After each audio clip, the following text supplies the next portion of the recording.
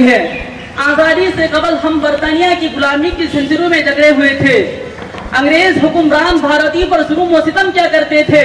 मुसलसल जिद्दोजहद और कुर्बानियों के बाद हमारा मुल्क 15 अगस्त 1947 ईस्वी को आजाद हुआ और भारत से बरतानवी हुकूमत का खात्मा हुआ।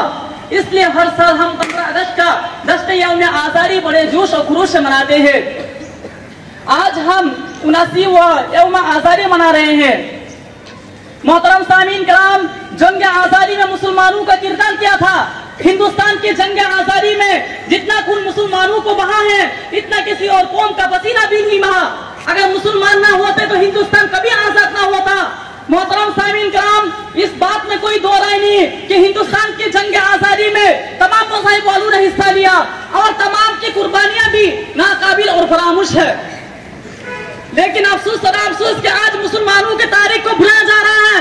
सन 1857 ईस्वी से 2 साल पहले तक मुसलमानों ने तन्हा अंग्रेजों से मुकाबला किया, लेकिन जब मुसलमानों को महसूस हुआ अगर हम तन्हा आजादी के लिए लड़ते रहेंगे तो कभी आजादी नहीं मिलेगी। लिहाजा इस जंग में तमाम मज़ाहिब वालों को शामिल करना चाहिए। मुसलमानों ने दीगर मज़ाहिब वालों को आजादी का सबक पढ़ाया और न उनके दिल और दिमाग में आजादी का तस्वर भी ना था। इस्लाम के गैर मुसलमानों, आज जो लोग हमसे इस मुल्क से वफादारी का सबूत मांग रहे हैं, उनसे पूछो कि उनके आबा व अजदाद ने इस मुल्क के लिए क्या कुर्बानी दी थी। एक अंग्रेज जर्नल अपनी किताब में लिखता है कि दिल्ली के लाल किले से लेकर पाकिस्तान की शाहजहां मस्जिद तक कोई दौरा खाली ना था जिस मुसलमानों को फांसी पर ना लटकाए गए हो। हमने इस मुल्क की आजादी के लिए लाखों की तादाद में कुर्बानी दी है। तारीख आजादी को शुरू करने वाले हजरत टिप्पू सुल्तान शहीद थे। आजादी के लिए जहाद का फतवा देने वाले हजरत शाह अब्दुल अजीज देहलवी थे। दारुल देवबंद की बुनियाद हिंदुस्तान की आजादी के लिए रखी गई थी। अगर शेखुल इस्लाम शेखुल हिंद दारुल उलूम देवबंद अनार का दरक और रेशमुरमाल की तारीख जमीयत उलमा हिंद और मुसलमान ना होते तो हिंदुस्तान कभी आजाद ना होता। जनाब, ये तो हमारे अकाबिर थे कि उन्होंने काम सिर्फ अल्लाह की रज़ाई के लिए किया, ना कि किसी ओहदा को पाने के लिए।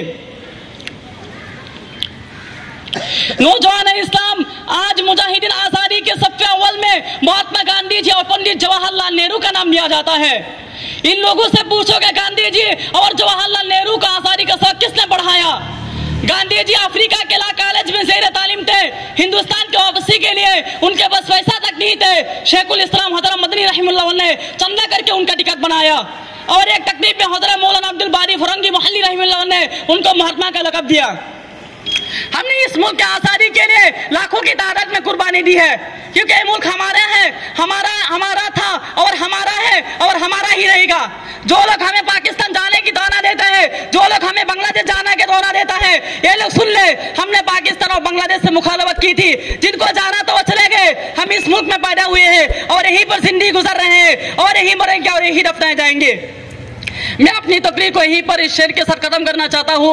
वफादारी वतन से हो यही इस्लाम कहता है, वफादारी वतन से हो यही इस्लाम कहता है। हम अपने दिल के हर गोशे में हिंदुस्तान रखते हैं। सारे जहां से अच्छा हिंदुस्तान हमारा, हम बुलबुले हैं इसकी ये गुलसिता हमारा।